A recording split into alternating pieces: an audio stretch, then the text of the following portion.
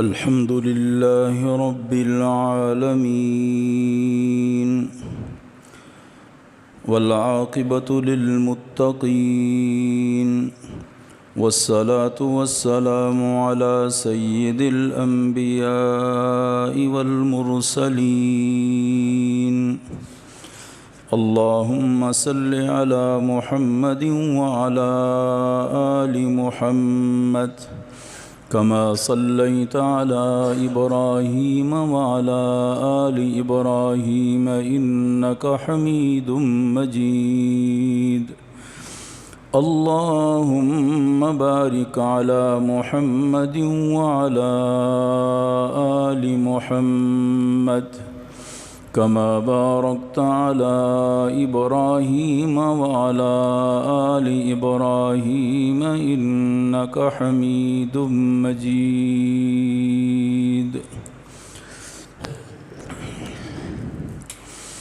معزز حاضرین،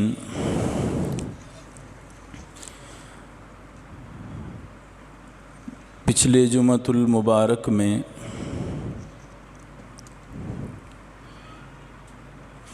سیدنا علی ابن ابی طالب رضی اللہ تعالی عنہ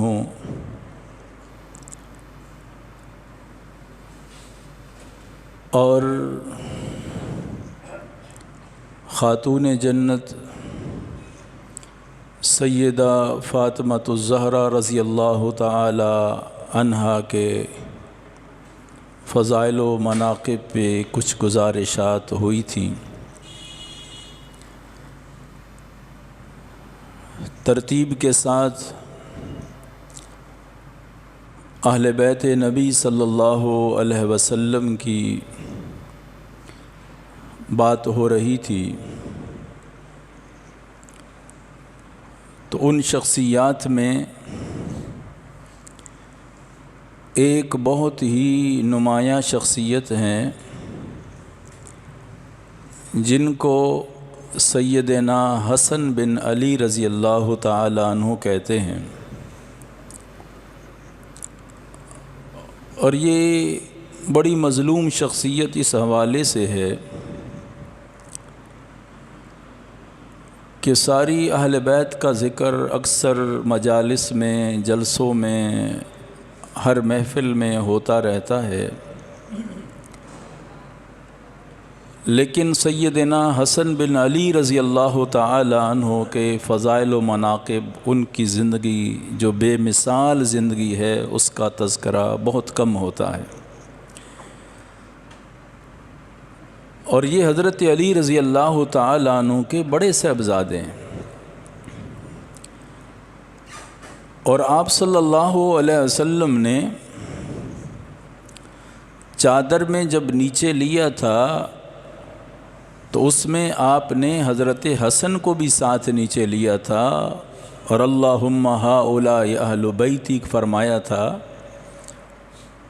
تو ان میں صرف حضرت فاطمۃ الزہرا رضی اللہ تعالی عنہا یا حضرت علی رضی اللہ تعالی عنہ یا حضرت حسین رضی اللہ تعالی عنہ نہیں تھے، بلکہ اس میں حضرت حسن بھی تھے.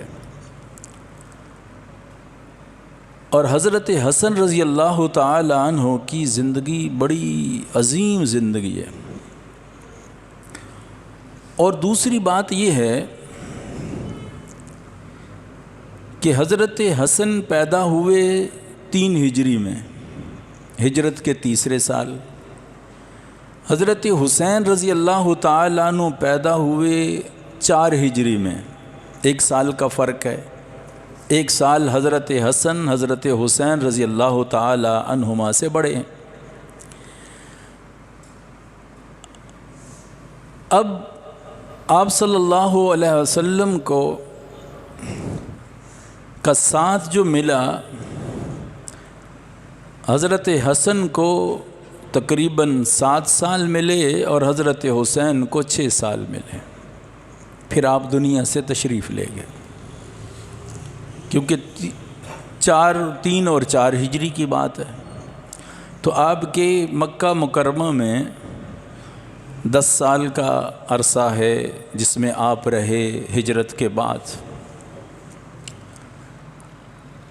تو حضرت حسن رضی اللہ تعالی عنہ کے جو نبی کے ساتھ اور حضرت حسین حسنین کریمین کے جو 6-7 سال نبی کے ساتھ گزرے ہیں ان کا تذکرہ بھی ہوتا ہے. اور آخری 1-2 سال کا تذکرہ بھی ہوتا ہے. درمیان میں جو 55-56 سال کی عمر مبارک ہے حسنین کریمین کی، وہ کس انداز میں گزری ان کے کیا اصول تھے، کیا زندگی تھی، کیا عبادات تھی، کیا ریاضات تھی، کیا مشغولیات تھی، کیا معمولات تھے، کیا خدمات تھی انسانیت کے لیے. اس باب کو نہیں چھیڑا جاتا. اور کس طرح انہوں نے مکہ اور مدینہ اور ارد گرد لوگوں کے ساتھ میل ملاپ رکھا، ان کی سخاوت کی داستانیں، یہ ساری چیزیں جو تھیں اس کا تذکرہ. اور اس پر اگر دیکھا جائے تو حضرت حسن بن علی رضی اللہ تعالی عنہ کے بہت زیادہ فضائل ہیں. اس حوالے سے کچھ فضائل ایسے ہیں جو دونوں شہزادوں کے مشترک ہیں، اکٹھے ہیں. اللہ کے نبی نے دونوں کو نام لیا، دونوں کے بیان پر. اور کچھ خوبیاں اور خصوصیات ایسی ہیں جو حضرت حسین کو ملی اور کچھ خوبیاں ایسی ہیں جو حضرت حسن کو ملی. وہ علیحدہ ایک عنوان اور باب ہے. اور بڑی عجیب بات ہے، انسانی تکریم کے لیے اللہ نے 4 عہدے بڑے رکھے جو قرآن نے کہا اولئک الذین انعم اللہ علیہم من النبیین والصدیقین والشہداء والصالحین وحسن اولئک رفیقا. یہ تکریم انسانیت کے سب سے بڑے 4 عہدے ہیں. پہلا درجہ ہے نبوت کا. ہمارے نبی کے آنے کے بعد نبوت کا تو دروازہ بند ہو گیا. آپ اس نبوت والے محل کی آخری اینٹ ثابت ہوئے، جیسے آپ نے خود فرمایا. اور آپ نے فرمایا انا خاتم النبیین لا نبی بعدی، میں آخری نبی ہوں، میرے بعد کوئی نبی نہیں. تو یہ دروازہ تو بند ہو گیا. باقی رہی صداقت کا درجہ، شہادت کا درجہ، ولایت کا درجہ. اللہ نے ان کے سردار بنائے، صداقت چلتی رہی، شہادت چلتی رہی، ولایت چلتی رہی، چلتی رہے گی قیامت تک.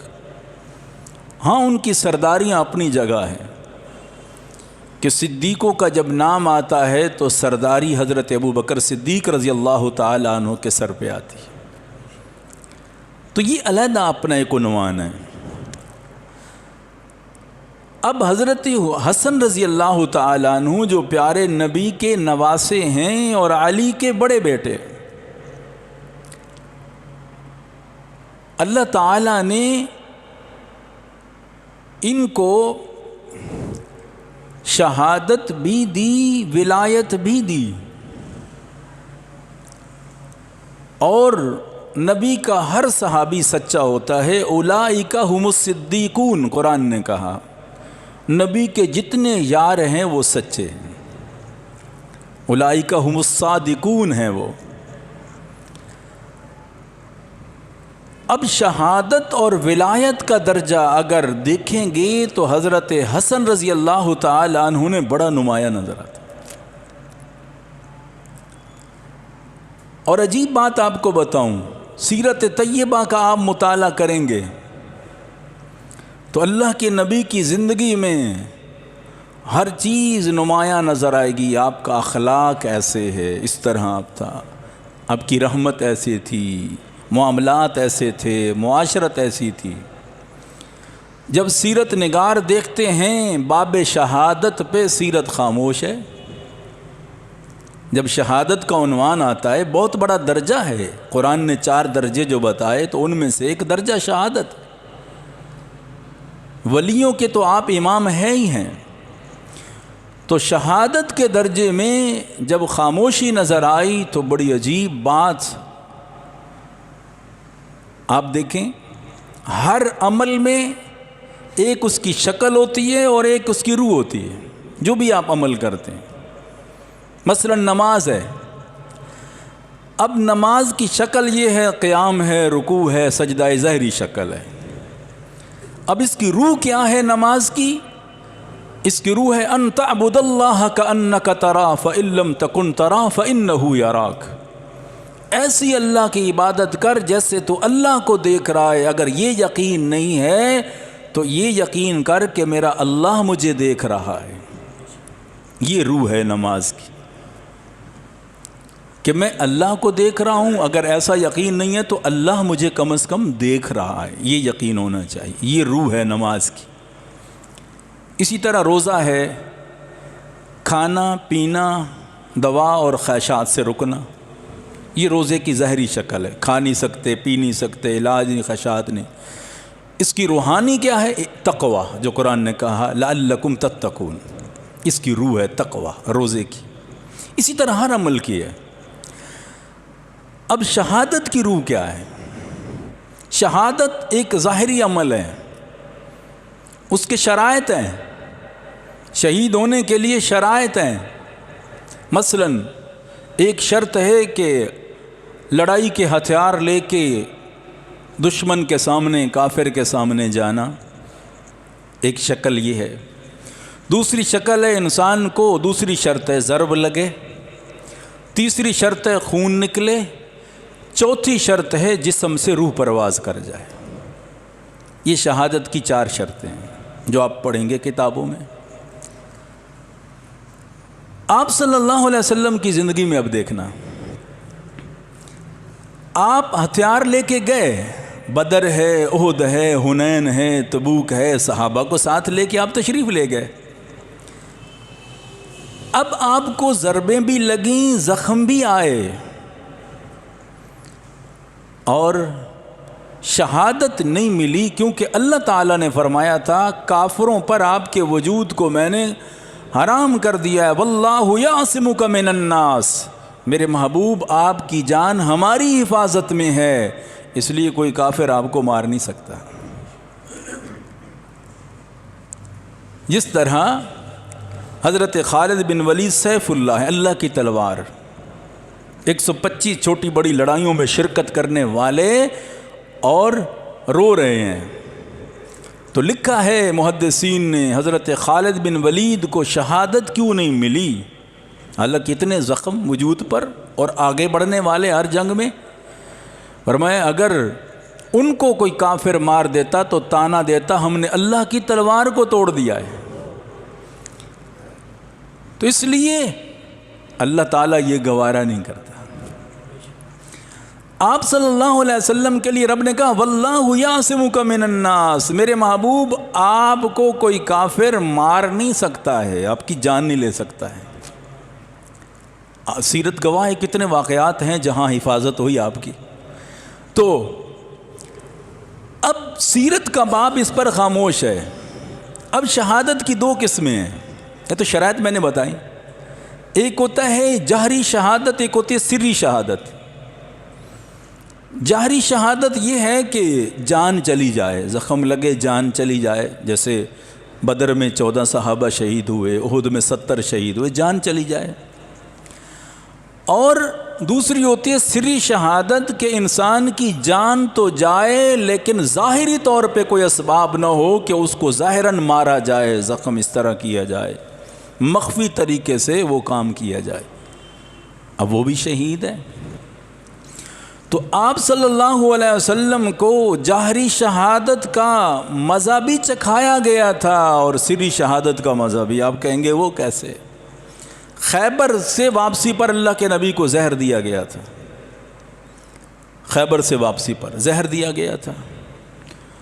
آپ کے اثرات رہے جسم میں اس زہر کے، آپ خود فرماتے تھے، حدیث میں موجود ہے، لیکن جان نہیں جا سکتی تھی، اللہ کا وعدہ تھا، اور اللہ تعالیٰ نے اس کو بتا دیا۔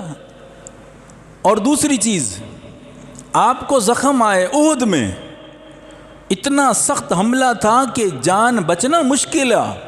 وہاں کے اگر تاریخ پڑھیں، احد کا میدان جہاں سے اچانک حملہ ہوا تھا، 70 صحابہ شہید ہوئے، اللہ کے نبی کو کیسے بچایا گیا؟ اس میں آپ کو زخم لگے، دانتوں کو بھی نقصان پہنچا، آپ کی کڑیاں بھی رخساروں میں گھسیں، یہ سارا احد میں ہوا۔ اب بڑی عجیب بات لکھی ہے مورخین نے کہ اللہ تعالیٰ نے، کیونکہ بعض چیزیں اللہ نے نبی کے صحابہ سے کروائی ہیں، نبی کے صحابہ سے کروائی ہیں، وہ عمل امت کے آسانی کے لیے تھا یا نبی کی شان بڑھانے کے لیے تھا، اللہ نے کسی نہ کسی صحابی کو اس کا ذریعہ بنا دیا۔ اسی طرح شہادت کے باب میں جب بات آئی جہری شہادت کی کہ زخم لگے جان چلی جائے، تو یہ حصے میں آئی نواسہ رسول حضرت حسین ابن علی رضی اللہ تعالیٰ عنہ کے۔ اور جو سری شہادت ہے، زہر دے کے آپ کو شہید کیا گیا، یہ شہادت حصے میں آئی حضرت حسن رضی اللہ تعالیٰ عنہ کے۔ اللہ نے یہ اعزاز ان کو عطا فرمایا۔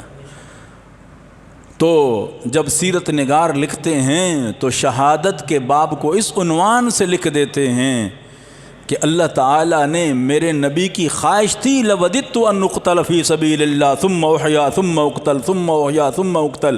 آپ شہادت کی تمنا کر رہے تھے، تو اللہ تعالیٰ نے وہ نعمت آپ کے نواسوں کو عطا فرما دی۔ تو ایک تو یہ اعزاز ہے حضرت حسن رضی اللہ تعالی عنہ کا کہ سری شہادت ان کو زہر دے کے آپ کو شہید کیا گیا، اور بعض نے کہا 5 دفعہ زہر دیا گیا، بعض نے کہا 7 دفعہ زہر دیا گیا، اور 2-3 دفعہ تو واضح روایات ملتی ہیں۔ ایک دفعہ ایک چھڑی جو زہر میں بھگو کر ان کے پاؤں پہ ماری گئی، جس میں زہری زہر تھا، اور ایک دفعہ آپ کو کھانے میں زہر دیا گیا۔ تو حضرت حسن رضی اللہ تعالی عنہ کو اللہ نے یہ تمغہ عطا فرمایا، اور اس درجے میں شہادت کی وہ نعمت ان کو عطا فرمائی۔ اور حضرت حسن رضی اللہ تعالی عنہ کے وہ فضائل و مناقب اور ان کی سخاوت آپ دیکھیں تو انسان حیران ہو جائے۔ ان کی زندگی کیسے تھی، اور ان کی زندگی میں یہ بات ذہن میں رکھیں کہ آپ صلی اللہ علیہ وسلم نے جو ان کے فضائل بتائے ہیں نا، سب سے پہلے تو وہ فضائل ہیں جو اللہ کے نبی نے دونوں شہزادوں کے بتائے ہیں، احادیث اکٹھی ہیں۔ اور ایک روایت جو حضرت عبداللہ ابن عباس رضی اللہ تعالیٰ نے اسپیشل خطبہ دیا حسنین کریمین کے لیے، اسپیشل خطبہ تھا، اس میں اتنے خوبصورت لفظ بولے، اتنی خوبصورت مثالوں کے ذریعے آپ کے رشتہ داروں کو بیان کیا حضرت عبداللہ ابن عباس میں کہ حسنین کریمین کو، حسن و حسین کو سمجھنا ہے تو پہلے ان رشتوں کو دیکھنا۔ وہ خطبہ کیا تھا جو حضرت عبداللہ ابن عباس دے رہے ہیں، آپ کے چچا عباس کے بیٹے، جسے رئیس الامہ کہا جاتا ہے، مفسرین کا سردار جسے کہا جاتا ہے، جسے میرے نبی کی دعا ہے اللہ قرآن پاک کا علم سے عطا فرما۔ وہ حضرت عبداللہ ابن عباس رضی اللہ تعالی عنہ بیٹھے تھے، صحابہ کرام جمع ہوئے تو حضرت عبداللہ ابن عباس کھڑے ہوئے تو آپ نے خطبہ دیا۔ کیا فرمایا؟ فرمایا یا ایھا الناس، اے لوگو، الا اخبرکم بخیر الناس جدا وجدتا۔ اللہ اکبر، کیسے الفاظ! فرمایا الا اخبرکم بخیر الناس جدا وجدتا، کیا میں تمہیں خبر نہ دوں ان دو شہزادوں کے بارے میں جن کا نانا محمد الرسول اللہ صلی اللہ علیہ وسلم اور جو اللہ کے نبی کے نواسے ہیں، اور ان کی شان کیا ہے؟ اگر ان کی نانی کی طرف نظر پڑتی ہے تو وہ حضرت خدیجۃ الکبریٰ رضی اللہ تعالی عنہا، تو حضرت عبداللہ ابن عباس رضی اللہ تعالیٰ عنہ حضرت حسنین کریمین کی فضیلت بیان کرتے ہوئے پہلے دو رشتوں کو بیان فرمایا حسنین کریمین کو اس نگاہ سے دیکھنا کہ ان کا نانا کائنات کا سردار آمنہ کا لال ہے، اور ان کی نانی کون ہے؟ حضرت خدیجۃ الکبریٰ رضی اللہ تعالی عنہ، جن کی شان اور مقام کیا ہے کہ آپ صلی اللہ علیہ وسلم نے فرمایا، اے میری خدیجہ، آپ ابھی کھانا لا رہی تھی میری طرف، تیرے آنے سے پہلے جبرائیل علیہ السلام آئے اور انہوں نے کہا آپ کی زوجہ محترمہ آپ کے لیے کھانا لا رہی ہے، اور جب وہ آپ کے پاس آ جائیں تو اپنی خدیجہ سے کہنا کہ اللہ خدیجہ کو سلام کہتا ہے، اور میری طرف سے جبرائیل کہتے ہیں میری طرف سے بھی اپنی خدیجہ کو سلام کہہ دینا۔ ذرا تصور تو کرو، آج کسی بڑے آدمی کا سلام آ جائے تو ہم پھولے نہیں سماتے، سب کو بتاتے پھرتے ہیں کہ فلاں کا سلام آیا مجھے، اور جنہیں رب کا سلام آیا، جبرائیل کا سلام آیا، اس خدیجہ کی عظمت کا کیا کہنے۔ اور جناب محمد الرسول اللہ صلی اللہ علیہ وسلم کی شان کا تو کوئی ٹھکانہ نہیں۔ یا صاحب الجمال ویا سید البشر من وجهك المنیر لقد نور القمر لا يمكن الثناء كما كان حقه بعد از خدا بزرگ تو ہی قصہ مختصر۔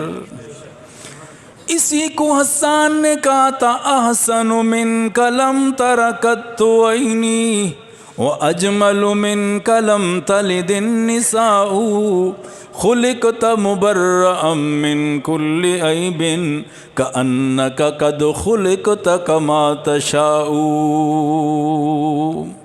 فاق النبیین فی خلق وفی خلق ولم یدانوہ فی علم ولا کرم منزہ عن شریک فی محاسنہ فجوہر الحسن فیہ غیر منقسم۔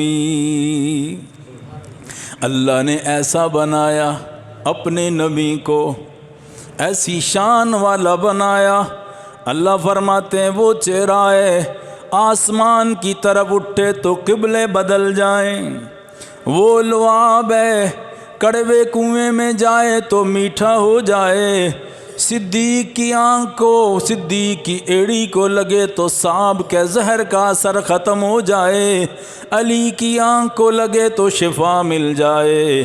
وہ لعاب میں نے عطا فرمایا، اور میرے نبی کے پاس وہ انگلی کا اشارہ ہے، ہاتھ اٹھاتے ہیں انگلی کا اشارہ کرتے ہیں تو آسمان کا چاند بھی دو ٹکڑوں میں بدل جاتا ہے۔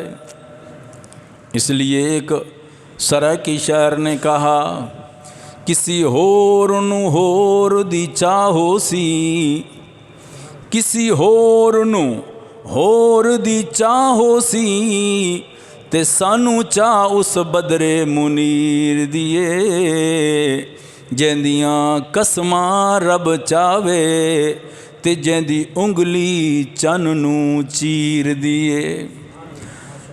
حضرت عبداللہ ابن عباس نے کیا فرمایا؟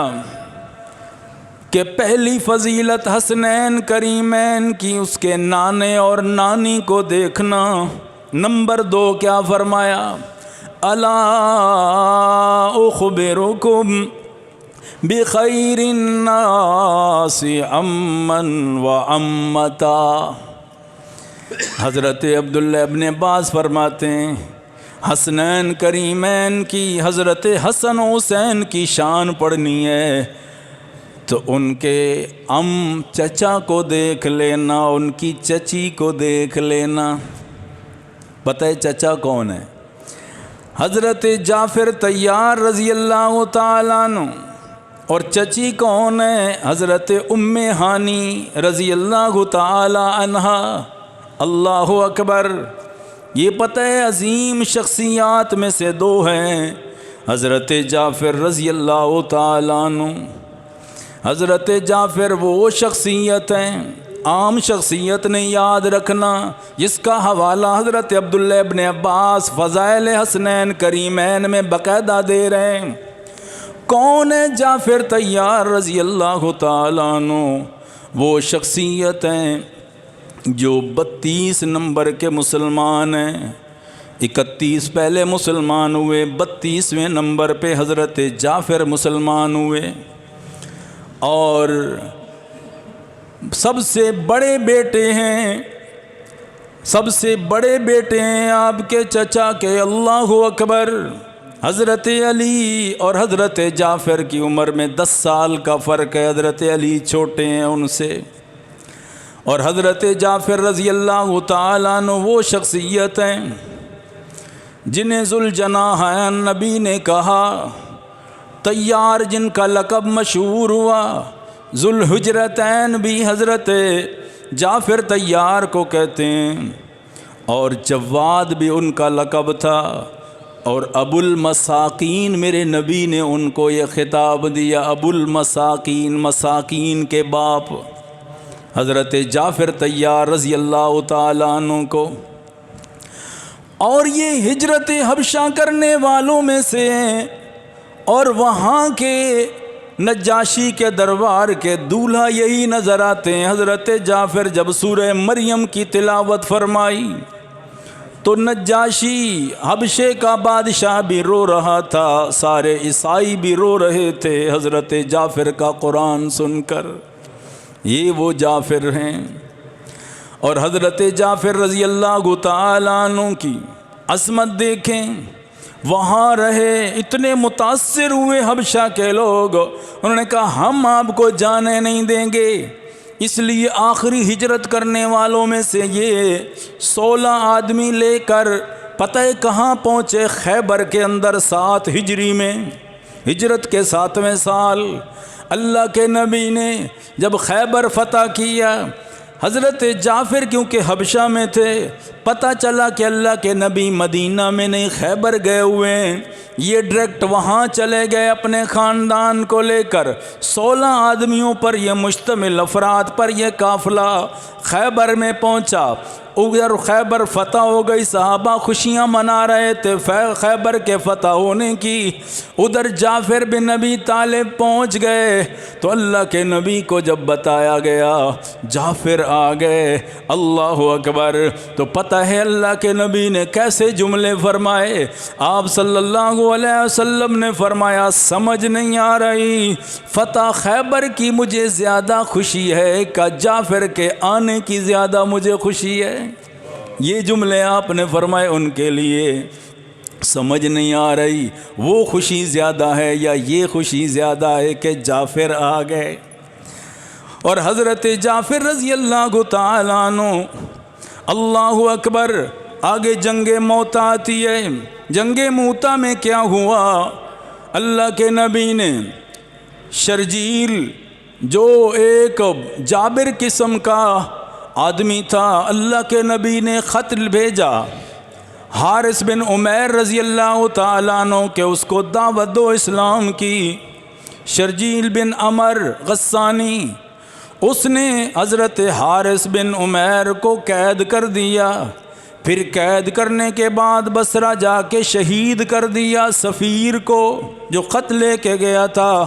اللہ کے نبی کو پتہ چلا تو آپ صلی اللہ علیہ وسلم نے 3000 کا لشکر تیار کیا، 3000 کا لشکر تیار کیا آپ نے، جاؤ میرے حارث کو انہوں نے ایک سفیر کو شہید کر دیا ہے، اسلام کی دعوت دو، اگر قبول کر لیں ٹھیک ہے ورنہ لڑائی کرو ان کے خلاف۔ پتہ ہے آپ نے وہاں کیا فرمایا تھا؟ آپ نے فرمایا سب سے پہلے جھنڈا زید بن حارثہ کے ہاتھ میں، پھر آپ نے فرمایا اگر زید بن حارثہ شہید ہو جائے پھر جھنڈا حضرت جعفر بن ابی طالب کے یعنی جعفر طیار کے ہاتھ میں دے دینا، جعفر بھی شہید ہو جائے تو جھنڈا ابو عبیدہ بن الجراح کے ہاتھ میں دے دینا، عبداللہ ابن رواح کے ہاتھ میں دے دینا۔ تو آپ نے چند کے نام لیے، پھر آپ نے یا رسول اللہ اگر وہ بھی شہید ہو جائیں تو پھر کس کو جھنڈا دیں؟ تو آپ صلی اللہ علیہ وسلم نے فرمایا پھر مشورے سے جس کو مرضی آئے جھنڈا دے دینا، آپس میں مشورہ کر لینا۔ اللہ کے نبی مدینہ میں تھے اور ادھر وہ 1,00,000 کا لشکر لے کے آ گئے رومی مقابلے میں، یہ تھے 3000 وہ لشکر مقابلے میں۔ جب یہ بات آئی تو عبداللہ بن رواح رضی اللہ تعالی نے ایسا خطاب کیا، ایسے خطیب تھے سب کے خون گرما گئے، مقابلہ کریں گے۔ حضرت زید بن حارثہ کے ہاتھ میں، حضرت زید کے ہاتھ میں جھنڈا، شہید ہو گئے۔ حضرت جعفر نے جھنڈا لیا دائیں ہاتھ میں، انہوں نے دایاں ہاتھ کاٹ دیا جعفر کا، بائیں ہاتھ میں جھنڈا لیا وہ انہوں نے کاٹ دیا۔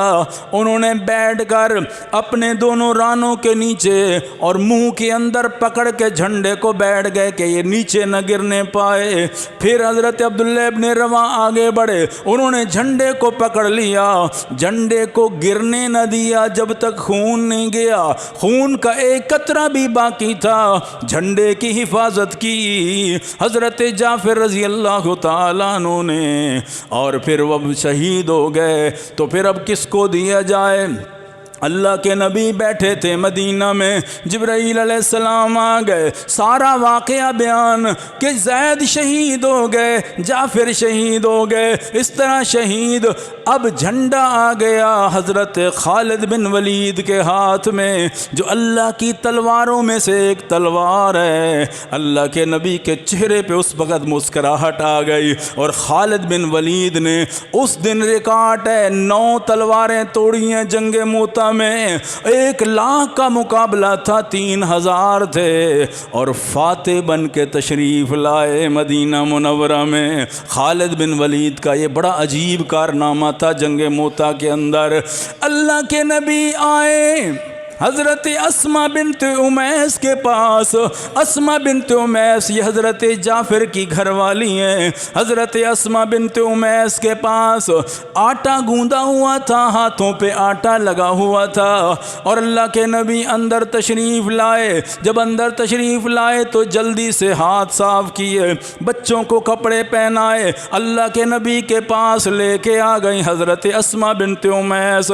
اللہ کے نبی بچوں کو ساتھ بٹھا دیا، سر پہ ہاتھ رکھ کے میرے نبی کی ہچکیاں بن گئی، آپ رونے لگے، وہیں بیٹھ گئے۔ حضرت اسماء بنت امیس عرض کرتے ہیں یا رسول اللہ صلی اللہ علیہ وسلم، لگتا ہے میرے جعفر کو خیر نہیں ہے، آپ جس انداز میں میرے گھر آئے، بچوں کے سروں پہ ہاتھ پھیر رہے ہیں، محبت کر رہے ہیں، اور آپ یہ کہہ رہے ہیں۔ اللہ کے نبی نے فرمایا اسماء، جعفر میرا پیارا صحابی جعفر، میری محبت کرنے والا جعفر دنیا سے چلا گیا ہے۔ حضرت اسماء فرماتی مجھے ایسے جھٹکا نکا، مجھے ہچکی بن گئی۔ اللہ کے نبی نے جب دیکھا کہ کہیں بے صبری نہ ہو جائے تو آپ صلی اللہ علیہ وسلم نے فرمایا اسماء پریشان زیادہ ہونے کی ضرورت نہیں۔ اللہ نے ان کے دونوں ہاتھ کٹے،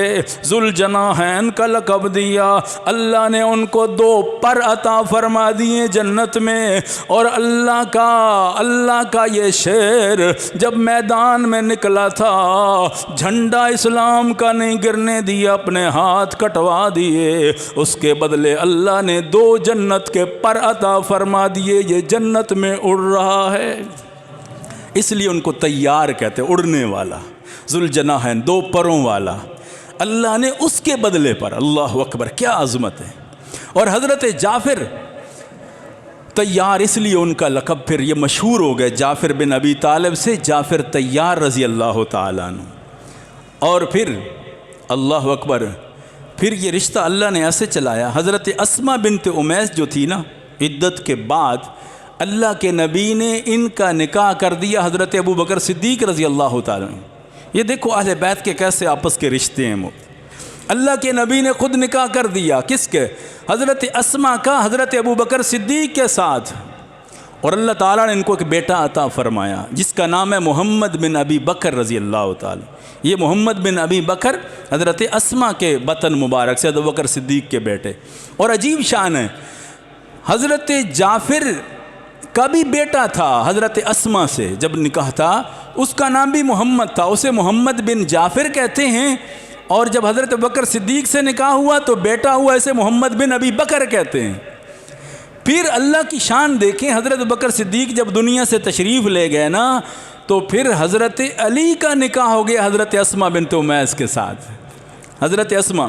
تو ایک دن حضرت علی گھر بیٹھے تھے، ادھر محمد بن جعفر، ادھر محمد بن ابی بکر، کیونکہ حضرت اسماء کے دونوں بیٹے تھے نا، تو اس حوالے سے زہر خامد وہ حضرت بکر صدیق تھے، پھر جعفر طیار سے تیسرا نکاح پھر ان کا ہوا، کس کے ساتھ؟ حضرت علی کے ساتھ۔ اللہ کی شان دیکھیں کہ بیٹھے تھے، آپس میں بات ہو رہی تھی، وہ کہتے ہیں میرا باپ شان والا ہے، محمد ابو بکر کہتے ہیں، کیونکہ ابو بکر صدیق کے بیٹے، وہ کہتے ہیں میرا باپ شان والا ہے، وہ کہتے ہیں محمد بن جعفر کہتے ہیں میرا باپ شان والا ہے۔ حضرت علی آ گئے، کیا بات ہو رہی ہے؟ یہ کہتے ہیں میں شان والا، وہ کہتے ہیں میں شان والا، تو حضرت علی فرماتے ہیں اسماء فیصلہ آپ نہیں کرنا ہے، یہ بھی آپ کا بیٹا ہے، یہ بھی آپ کا بیٹا ہے، یہ جعفر کے بطن سے ہے، یہ حضرت ابو بکر صدیق کے، تو دونوں آپ کے تو بیٹے ہی ہیں نا، تو آپ نے ہی فیصلہ کرنا ہے، دونوں کی پرورش آپ ہی کر رہی ہیں۔ تو حضرت اسماء نے بڑا خوبصورت جواب دیا، حضرت علی بھی مسکرانے لگے۔ حضرت اسماء نے کیا فرمایا؟ فرمایا جوانوں میں جعفر سے بڑھ کر بہادر میں نے کوئی نہیں دیکھا، اور بوڑھوں میں ابو بکر صدیق سے بڑھ کر بہادر میں نے کوئی نہیں دیکھا۔ تو دونوں ہی خوش ہو گئے، دونوں ہی خوش ہو گئے۔ اللہ اکبر، کیا ان کی محبتیں تھیں، یہ آپس کے ان کے جوڑ تھے۔ تو حضرت عبداللہ ابن عباس رضی اللہ تعالیٰ عنہ کیوں فرما رہے ہیں کہ الا اخبرکم بخیر الناس عما و امتا، پھر آپ نے فرمایا الا اخبرکم بخیر الناس خالا و خالتا، فرمایا ان کا نانا دیکھو تو محمد الرسول اللہ، اگر نانی دیکھو تو خدیجۃ الکبریٰ رضی اللہ تعالی عنہا، اگر ان کے چچا دیکھو تو جعفر طیار رضی اللہ تعالی عنہ، اور اگر والدہ دیکھو تو کون ہے؟ اللہ اکبر، ان کی عظمت اور شان کا ٹھکانہ کوئی نہیں۔ ام ہانی، ان کی چچی ام ہانی، ام ہانی کا نام اصل میں فاختہ تھا، یہ حضرت علی کی سکی بہن تھی۔ اللہ کے نبی اور ام ہانی نے اکٹھی پرورش پائی ہے، بچپن اکٹھا گزارا تھا، اور اس خاتون کو یہ اعزاز ہے، میرے نبی جب معراج پہ گئے تو عشاء کے بعد پہلے ام ہانی کے گھر آئے، وہاں سے آپ نے تیاری فرمائی، پھر وہاں سے حتیم کعبہ میں گئے، تو یہ اعزاز ام ہانی کو ہے۔ اور پھر فتح مکہ کے موقع پر جب آپ فاتح بن کے آئے، اللہ کے نبی نے جو پہلا غسل فرمایا، کپڑے بدلے، تو وہ غسل فرمایا تھا ام ہانی کے گھر آپ صلی اللہ علیہ وسلم نے۔ یہ وہ خاتون ہے ام ہانی جس کا نام فاختہ حضرت علی کی بہن ہے، اور حضرت حسنین کریمین کی چچی لگتی ہیں۔ آپ نے فرمایا ان کے خالہ اور کون ہیں؟ اللہ اکبر، حضرت ابراہیم، حضرت قاسم، حضرت عبداللہ، اللہ کے نبی کے بیٹے۔ اور خالائیں کون ہیں؟ حضرت زینب، حضرت رقیہ، حضرت ام کلثوم، یہ حضرت فاطمہ کی تینوں بہنیں تھیں۔ حضرت عبداللہ ابن عباس فرماتے ہیں جس رشتے میں دیکھو آپ کو حسن و حسین سب سے اونچے ہی نظر آتے ہیں۔ اور پھر آپ نے آخر میں کیا فرمایا؟ الا اخبرکم بخیر الناس ابا و اما، میں خبر دوں حسن اور حسین کے والد کون ہیں؟ والد آپ کے ہیں حضرت علی شیر خدا، اور والدہ ہیں فاطمہ الزہرا رضی اللہ تعالیٰ عنہ۔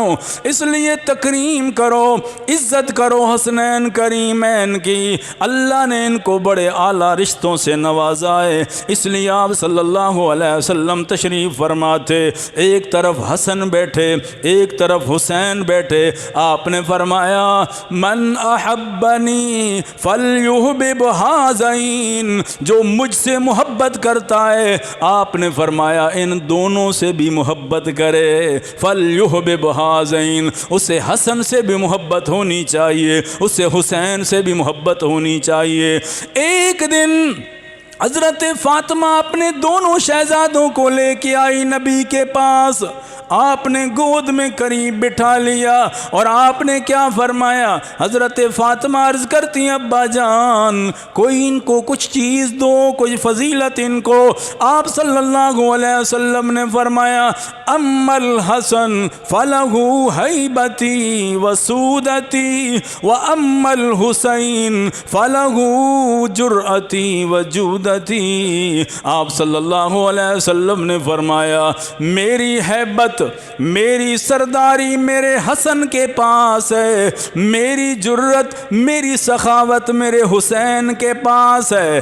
آپ ذرا تصور کریں، آپ نے فرمایا میری ہیبت حسن کے پاس ہے، میری سرداری حسن کے پاس ہے۔ اس لیے آپ صلی اللہ علیہ وسلم ایک دن آپ نے حسن کو قریب فرمایا۔ صحابہ کرام فرماتے ہیں کبھی اللہ کے نبی ہماری طرف دیکھتے تھے، کبھی حسن کی طرف دیکھتے تھے، پھر آپ نے ایک جملہ فرمایا ان ابنی ھذا سید، فرمایا یہ میرا بیٹا حسن سردار ہے، ان ابنی ھذا سید، یہ میرا بیٹا سردار ہے۔ فرمایا لعل اللہ ان یصلح بین فئتین عظیمتین من المسلمین، آپ نے فرمایا اللہ اس کے ذریعے سے دو مسلمانوں کی بڑی جماعتوں میں صلح کروائے گا، سبب بنے گا حضرت حسن رضی اللہ تعالیٰ عنہ۔ اور واقعی ایسا ہوا، جب حضرت معاویہ اور حضرت حسن رضی اللہ تعالیٰ عنہ کیونکہ دونوں کی بیعت ہونے لگی، شام میں ان کی بیعت ہونے لگی، ادھر جو کوفہ والے باقی لوگ تھے 60,000 کے قریب، انہوں نے حضرت حسن کے ہاتھ پہ بیعت کر دی۔ اب خطرہ تھا کہ اختلافات بڑھ جائیں گے، کہیں ایسا نہ ہو کہ وہ جو لوگ تھے شام والے لوگ وہ چاہتے تھے کہ ادھر خلافت نہیں جانی چاہیے، یہ کوفہ والے چاہتے تھے ادھر نہیں جانے چاہیے، اختلاف کا خطرہ تھا، ڈر تھا۔ اور حضرت حسن کے کمال بصارت و فقاہت تھی۔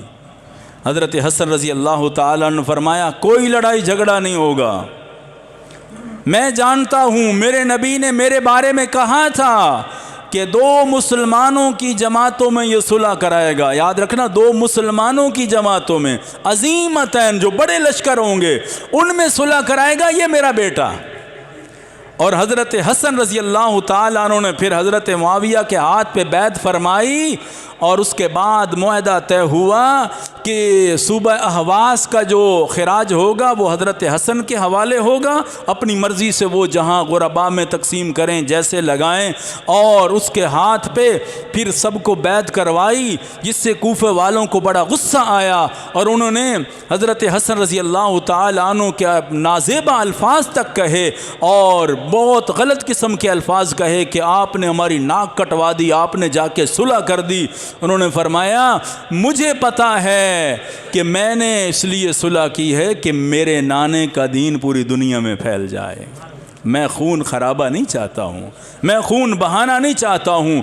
اور اسی صلح کا نتیجہ تھا کہ قسطنطنیہ کے دروازوں پر اسلام دستک دینے لگا، اسی صلح کا نتیجہ تھا کہ جزیروں کے اندر 300 جزیروں نے نبی کا کلمہ پہنچا تھا، اسی صلح کا نتیجہ تھا کہ اسلام 44 لاکھ مربع میل سے 64 لاکھ مربع میل تک پہنچا تھا، 60 ہجری تک۔ یہ نتیجہ تھا اس کا۔ حضرت حسن کو یہ کریڈٹ جاتا ہے اس بات کا کہ انہوں نے اتنی بصارت کے ساتھ، بصیرت کے ساتھ کام فرمایا کہ آپس میں مسلمانوں کو لڑنے نہیں دیا۔ اور اس کے بعد جو ان کی زندگی، اللہ اکبر، لوگ بھول جاتے ہیں ان کی زندگی کو۔ حضرت حسن رضی اللہ تعالیٰ عنہ کو اس ولایت کے اعلیٰ درجے میں پہنچے تھے، اور حضرت حسن نے پھر کوفہ سے مدینہ چلے آئے، پھر آخری وقت جو سارا گزارا نا ٹائم، وہ مدینہ منورہ میں گزارا حضرت حسن رضی اللہ تعالیٰ۔ اور مدینہ منورہ میں ایسے رہے کہ اشراق سے، فجر سے لے کر اشراق تک مصلی پہ بیٹھے رہتے، اللہ کی عبادت کرتے، پھر اشراق پڑھنے کے بعد لوگ آتے ان کی اصلاح فرماتے تھے، اور جو بھی آتا ان کے پاس اللہ نے ان کو مال وسعت دیا، 10,000 درہم تو وظیفہ مقرر ہوا، پھر احواز کا خراج، پھر لوگ ان کو اللہ کے نبی کے نواسے تھے، بڑے ہدایہ دیتے تھے، لیکن انہوں نے کبھی اپنے پاس نہیں رکھا، خرچ کر دیتے تھے۔ ایسی سخاوت، اللہ اکبر، ابتدائی میں سے اللہ نے ان کے گھٹی میں ڈالی تھی یہ سخاوت۔ ایک دن حضرت علی رضی اللہ تعالی عنہ کے پاس ایک مسافر آیا، جانتا نہیں تھا حضرت علی کو، حضرت حسن کریمین کو، مسافر تھا، سن کے آیا تھا نئی نئی بات، کہا مسافر ہوں، کھانا چاہیے۔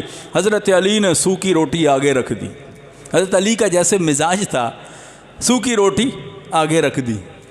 اس نے کہا ایسی روٹی تو میں نے کبھی کھائی نہیں، میں اس کا عادی نہیں ہوں۔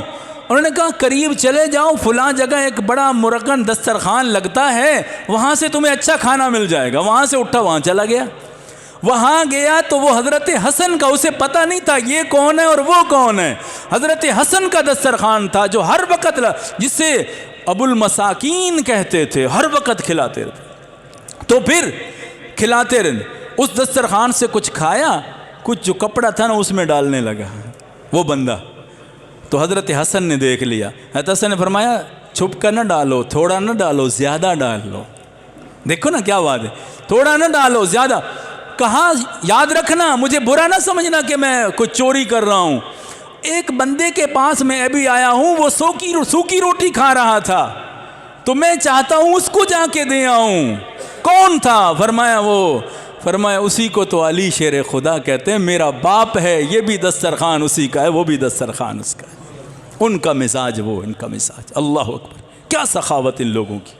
ایک بندہ مسجد نبوی میں، حضرت حسن بیٹھے تھے، ایک آدمی ضرورت مند آیا، 10,000 اس نے قرضہ دینا تھا، وہ سجدے میں آ کے رونے لگا، اللہ سے مانگنا، رو رہا ہے، کہتا یا اللہ مجھے 10,000 درہم چاہیے، میرے مولا انتظام کر دے۔ حضرت حسن سن رہے تھے، وہ رو رہا تھا سجدے کی حالت میں، اٹھ کے گھر چلے گئے، 10,000 درہم لے کے آئے، دروازے پہ کھڑے ہو کے ایک بندے کو بلا، کہتے ہیں اس بندے کو جا کے یہ 10,000 درہم دے دو، بتانا نہیں کہ حسن بن علی نے دیے ہیں، نبی کے نواسے نے دیے۔ انہوں نے کہا بتانا کیوں نہیں؟ فرمایا نہیں بتانا نہیں ہے، دے کے آؤ، اور اسے بس اتنا کہہ دینا، دینے والا بندہ کہہ رہا تھا نا، جس سے مانگ رہا ہے اس نے تیرے لیے انتظام کر دیا ہے، اب خیال کرنا، پھر نہ مانگنا، اس کا شکر ادا کرنا۔ یہ تھی ان کی زندگی، اللہ اکبر۔ گئے اس انداز میں، ان کی سخاوت کا عالم تھا حضرت حسن رضی اللہ تعالیٰ عنہ، اس انداز میں زندگی انہوں نے گزاری۔ سفر پہ گئے، حضرت حسن بھی تھے، حسین بھی تھے، بارش آ گئی، اور بارش اتنی بڑی کہ خیمے میں پناہ لی، ایک میں ایک بدو کا خیمہ تھا، غریب آدمی تھا، بارش 3 دن تک چلتی رہی، یہ وہاں رہے، وہ روزانہ ایک دمبا ذبح کرتا ان کو کھلاتا تھا۔ 3 دن گزرے، جانے لگے، خادم سے پوچھا حضرت حسن رضی کتنے پیسے ہیں تیرے پاس؟ سفر میں تھے نا، 20,000 درہم بچے ہیں۔ فرمایا 10,000 اس کو دے دو، 10,000 دے دیے، باہر نکلنے لگے تو خادم کہنے لگا اتنا لمبا سفر ابھی پڑا ہے، 10,000 دے دیے تو آگے کیسے گزارا ہوگا؟ اتنی بڑی سخاوت۔ فرمایا ہم نے کیا سخاوت کی ہے، سخی تو یہ ہم سے زیادہ نکلا کہ ہمارے پاس تو 20,000 تھے، ہم نے اس کو دیے، اس بیچارے کے پاس یہ 3 ہی دمبے تھے، اس نے ہماری مہمانی نے سارے ذبح کر دیے، اس لیے ہم نے 10,000 ان کے حوالے کر دیے، دینے والے سے بڑھ کر دیتے تھے۔ تو حضرت حسن رضی اللہ تعالی عنہ کی ایسی ایک عجیب باب ہے، 57 سالہ زندگی میں اس کو بیان نہیں کر سکتا، آخری بات کرنے لگا ہوں۔ دیکھیں حضرت حسن رضی اللہ تعالیٰ عنہ کو مشہور ہے کہ انہوں نے بہت زیادہ شادیاں فرمائیں، حضرت حسن۔ اس کی وجہ کیا تھی؟ وجہ یہ تھی کہ نبی کا خاندان چلا حسن سے، حضرت فاطمہ سے، حضرت حسین سے، یہ خاندان آگے چلا، کیونکہ آپ کے بیٹے تو دنیا سے تشریف لے گئے تھے، تو آپ کا خاندان جو چلا نواسوں سے چلا ہے، آپ کی بیٹی سے چلا ہے۔ اور آپ اندازہ کریں حضرت امام مہدی جو تشریف لائیں گے قرب قیامت، وہ ان کا نسب حضرت حسن کی اولاد سے ہے، وہ حضرت حسن کے بیٹے، اپنے حسنی کہیں گے، حسن کے بیٹے، تو حضرت حسن کی نسل سے، یعنی مسلمانوں کا جو سربراہ آئے گا عالمی سطح پہ، تو ان کی نسل بھی کہاں چلتی ہے؟ حضرت حسن رضی اللہ تعالیٰ عنہ سے۔ حضرت حسن کو یہ اعزاز ہے۔ اور حضرت حسن رضی اللہ بہت سارے شادیاں کرتے تھے۔ حضرت علی نے ایک دن پوچھ لیا، بیٹے اتنی شادیاں کر دیتے ہو؟ ابا جان لوگ خود کہتے ہیں ہمارے ساتھ نہیں۔ کیوں؟ پوچھا گیا حضرت حسن سے۔ وجہ یہ تھی کہ لوگ چاہتے تھے ہماری بیٹی سے نکاح کر لو، چاہے دوسرے دن بھی طلاق دے دینا۔ وجہ یہ تھی تاکہ ہمارا رشتہ اللہ کے رسول کے ساتھ جڑ جائے۔ اللہ اکبر، رشتہ جوڑنے کے لیے کہ ہمیں خاندان رسول سے کہیں، یہ نسبت ہمیں چاہیے۔ اس لیے حضرت حسن رضی اللہ تعالیٰ عنہ پھر مجبوراً نکاح کرتے، جو مجبور کرتے تو پھر 1-2 دن بعد یا جس طرح ان کے ہوتی تو وہ طلاق دیتے، اس وجہ سے تاکہ لوگوں کے یعنی رشتہ داری جو لوگ چاہتے تھے کہ اللہ کے نبی کے ساتھ جڑ جائے، تو اس لیے ان کی یہ زیادہ ازواج کا ذکر جو ملتا ہے نا کہ اتنی شادیاں کی انہوں نے، کیوں کی؟ اس کی بھی وجہ ہے، یہ نہیں ہے کہ کوئی کہے کہ نعوذ باللہ کوئی خواہشات کے لیے کی، ایسا نہیں ہے۔ اور حضرت حسن رضی اللہ تعالیٰ عنہ نے یعنی اس طرح زندگی گزاری، اور انہوں نے وصیت فرمائی، کہا اپنے بھائی حسین سے کہ حضرت عائشہ رضی اللہ تعالیٰ عنہ کے پاس جانا، اور روزانہ کا معمول تھا اشراق کے بعد لوگوں کو ملتے چاشت پڑھ کے پھر ازواج مطہرات جو زندہ تھیں ان کے گھر جاتے تھے، روزانہ حضرت حسن رضی اللہ، حضرت عائشہ کے پاس، حضرت حفصہ کے، ساری ازواج کے پاس جاتے تھے، ان کی خیر خبر لیتے تھے، آپ اندازہ کریں۔ اور حضرت حسن جب دنیا سے جانے لگے تو زہر کیونکہ زیادہ آپ کی انتڑیاں کٹ گئی تھی، اتنا سخت زہر ظالموں نے دیا تھا حضرت حسن رضی اللہ تعالیٰ عنہ، تو پتہ لگ گیا کہ میں بچنے والا نہیں ہوں، تو اپنے بھائی حسین سے فرمایا، اے میرے بھائی حسین، حضرت اماں عائشہ صدیقہ رضی اللہ تعالیٰ عنہ کے پاس جائیں اور جا کے کہہ دیں کہ حجرہ مبارک میں جگہ موجود ہے، آپ مجھے اپنے نانا کے قدموں میں اجازت دے دیں کہ میں وہاں دفن ہو جاؤں، میری تدفین وہاں ہو جائے۔ تو حضرت عائشہ رضی اللہ تعالیٰ عنہ خوشی سے اجازت دے دی، فرمایا ٹھیک ہے، مجھے کیا اعتراض ہے۔ تو حضرت عائشہ نے اجازت دے دی۔ جب ان کی شہادت ہو گئی تو مروان جو اس وقت خلیفہ تھا نا، جو گورنر تھا، اس نے کہا ہم یہ نہیں کرنے دیں گے، اس نے اختلاف کر دیا۔ پھر حضرت حسین تلوار لے کے آگئے اپنے ساتھیوں کے ساتھ، بھئی ہم تو یہ کریں گے، حضرت اماں عائشہ نے اجازت دے دی ہے، اور آپ کون ہوتے روکنے والے ہمیں؟ تو اس وقت حضرت عبداللہ ابن عمر، حضرت ابو ہریرہ، حضرت جابر، یہ 3 صحابہ آئے۔ انہوں نے حضرت حسین سے فرمایا کہ آپ کے والد محترم نے جو وصیت لکھی ہے نا اس کو آپ پڑھیں۔ ان کو پتہ تھا کہ وصیت انہوں نے لکھی ہے، تو حضرت حسین رضی اللہ تعالیٰ اس وصیت میں یہ لکھا ہوا تھا کہ مجھے میری تمنا ہے کہ روضہ رسول میں مجھے جگہ مل جائے تدفین کی، اگر کوئی اختلاف کریں، لڑائی کا خطرہ ہو تو میری وجہ سے خون نہیں بہانا، بلکہ مجھے اپنی اماں فاطمہ کے ساتھ جنت البقیع میں دفن کر دینا۔ تو جب وصیت پڑھی تو حضرت حسین نے فرمایا کیونکہ لڑائی کا خطرہ ہے، اب میں خون مدینہ میں بہانا نہیں چاہتا، میرے بھائی کی وصیت بھی یہی ہے، تو پھر ان کو جنت البقیع میں دفن کیا گیا۔ آج بھی ان کی قبر مبارک جنت البقیع میں ہے۔ اور مسلمان بھائیوں، یہ نبی کا گھرانہ ہے، اور ان کی خدمات دیکھو، ساری زندگی انہوں نے اسلام کے لیے وقف کی ہے اور لوگوں کی خدمت کے لیے انہوں نے لگائی ہے۔ اور کبھی اپنا نام، یہ نہیں ہے کہ میرا نام ہو جائے میرا نام ہو جائے، اللہ نے ان کو نام ویسے ہی دنیا میں دے دیا کہ اللہ نے ان کی نسل کو دنیا میں چلایا اور وہ سید بن گئے، اور سید صدقہ نہیں کھاتا ہے۔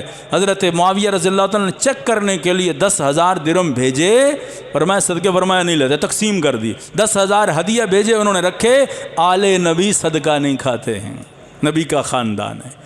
تو یہ اللہ تعالیٰ نے ان کو عظمت، تو اس لیے مسلمان بھائیوں اپنی تاریخ ہم پڑھیں، اسلام کی تاریخ پڑھیں، ازواج نبی پڑھیں، صحابہ نبی پڑھیں، اہل بیت نبی پڑھیں، اولیاء کرام پڑھیں، اور صحیح ان کی تعلیمات پہ ہم زندگی گزاریں۔ اللہ تعالیٰ دنیا آخرت میں کامیابی عطا فرمائے۔